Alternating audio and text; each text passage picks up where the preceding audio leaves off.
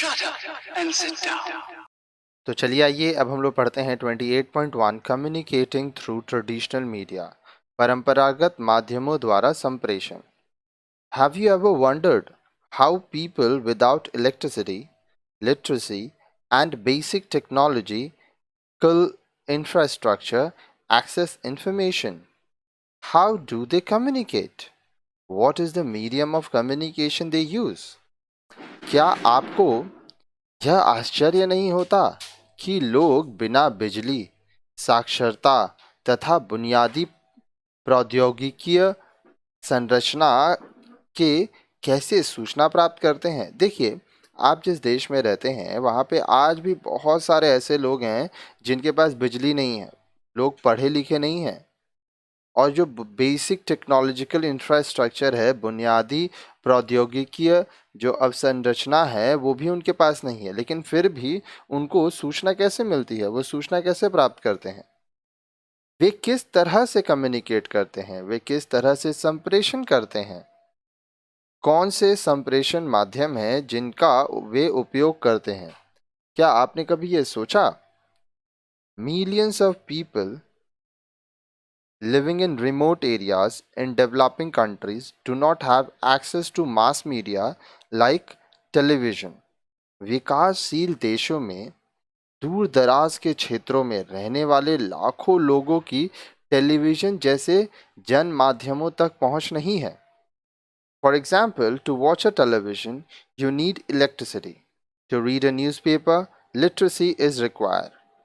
For radio also, radio receivers and a tower are required to receive the signals. For people living without electricity and other facilities, this might create problems to access information. उदाहरण के लिए, television देखने के लिए बिजली तथा समाचार पत्र पढ़ने के लिए पढ़ा लिखा होना ज़रूरी है। अगर इलेक्ट्रिसिटी रहेगा, बिजली रहेगा, तो ही आप टेलीविज़न देख सकते हैं। अगर आप पढ़े लिखे होंगे तो ही आप समाचार पत्र पढ़ सकते हैं। रेडियो के लिए भी रेडियो संकेत प्राप्त करने वाले रिसीवर तथा टावर का होना ज़रूरी है। बिजली तथा सुविधाओं के अभाव में रहने वाले लोगों को सूचनाओं तक पहुंचने में समस्या का सामना करना पड़ सकता है। आगे देखिए। But this is not the case with traditional media. It requires only a certain amount of space to perform. For example, a street play can be performed in front of a tea stall or under the shadow of a tree. It is therefore a flexible, live, and natural medium to communicate with the audience. लेकिन परंपरागत माध्यमों के साथ ऐसा नहीं है। इसे प्रदर्शन हेतु केवल थोड़े से स्थान की आवश्यकता होती है। उदाहरण के लिए, नुक्कड़ नाटक का प्रदर्शन चाय की दुकान के आगे या किसी पेड़ की छाया में हो सकता है। इस तरह यह दर्शकों से संप्रेषण का एक लचीला, सजीव तथा स्वाभाविक माध्यम है। आगे देखिए। You have already learned that communication is a basic human need. Everybody needs to communicate and be communicated. For communication to reach a common person, it must be simple and free from language barriers. Traditional media fulfills these requirements. लेकिन अब देखिए, आप पहले ही जान चुके हैं कि संप्रेषण मूलभूत मानवीय आवश्यकता है। बेसिक ह्यूमन नीड है कम्युनिकेशन। हर व्यक्ति को बातचीत करने की आवश्यकता होती है तथा वह एक दूसरे के संग कम्युनिकेट करता है, संप्रेषण करता है। आम आदमी के साथ बातचीत करने के लिए यह अनिवार्य रूप से सरल तथा भाषाई बाधाओं से मुक्त होना चाहिए। परंपरागत माध्यम इन अपेक्षाओं को पूरा करता है, क्योंकि देखिए ट्रेडिशनल मीडिया क्या करता है, आदमी जिस तरह से है उस माहौल के हिसाब से वह लोगों तक अपने संदेश को पहुंचाता है। तो लोगों को इससे फायदा होता है। Traditional media are vehicles of communication which are rich in variety. They are readily available and economically viable. Men and women of different age groups enjoy them. They win the confidence of rural masses as they are live. In fact, traditional media create face-to-face situation between the communicator and the receiver of the messages. अब देखिए, परंपरागत माध्यम वैविध्य संपन्न संप्रेषण के साधन है, रिच इन वैरायटी। यह इच्छा के अनुरूप उपलब्ध है तथा आर्थिक रूप से ये आप इसको पूरा कर सकते हैं क्योंकि ये इकोनॉमिकली वाइबल है, आर्थिक रूप से वहनीय है। ठीक है, बहुत ज़्यादा खर्चा नहीं होता है इसमें।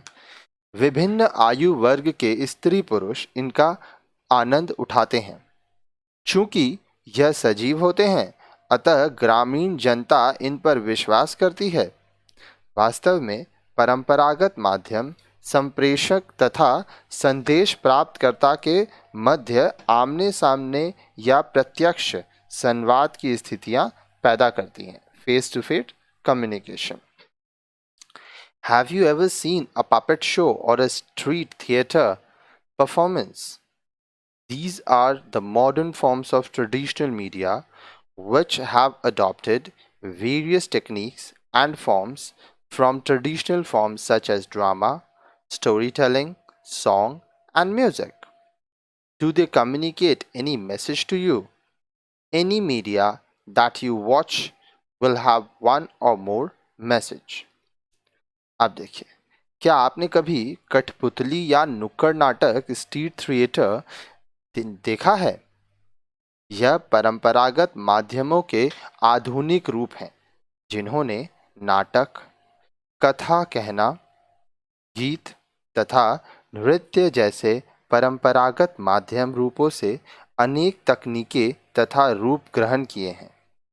क्या यह आप तक कोई संदेश पहुंचाते हैं? कोई भी माध्यम जो आप देखते हैं उसमें एक या अधिक संदेश सन्निहित होते हैं। आगे देखिए, You have studied in your earlier lessons about the use of advertisement in the mass media. Traditional media are free from such advertisements. In this is one of the unique characteristics of traditional media. Mass media, being funded by the advertisers, might result in sometimes becoming biased or filling the media with content which is not relevant to the common people. Traditional media, being free from advertisements, communicate what is always need based and purposeful. They try to share messages about various facets of a problem or issues and convey information which will benefit the audience. जन माध्यम विज्ञापनों से ही अपनी आय प्राप्त करते हैं। इसके परिणाम स्वरूप हो सकता है कि वह विषय सामग्री को लेकर पक्षपात करें जो आम आदमी के अनुकूल नहीं हो। परंपरागत माध्यम जो विज्ञापनों से मुक्त होते हैं वहीं संप्रेषित करते हैं जिसकी आवश्यकता होती है या जो उद्देश्यपूर्ण होते हैं। इनके संदेश किसी समस्या या विषय के विविध पक्षों से जुड़े होते हैं तथा इनके द्वारा संप्रेषित सूचना जनोपयोगी होती है। Entertainment is always a part of traditional media. Along with entertainment, educating the audience on various issues is an important characteristic of traditional media. Entertainment is one of the interesting ways to involve the audience. Messages are communicated with a blend of entertainment, education, and communication. They do not create any false desire or expectations. मनोरंजन हमेशा से परंपरागत माध्यमों का अंग रहा है। मनोरंजन के साथ साथ विविध विषयों पर दर्शकों को शिक्षित करना भी परंपरागत माध्यमों की महत्वपूर्ण विशेषता रही है। इनके संदेश मनोरंजन, शिक्षा तथा संप्रेषण के तत्वों के साथ होते हैं। यह कोई अवांछित इच्छा या आकांक्षा नहीं प्रदर्शित करते।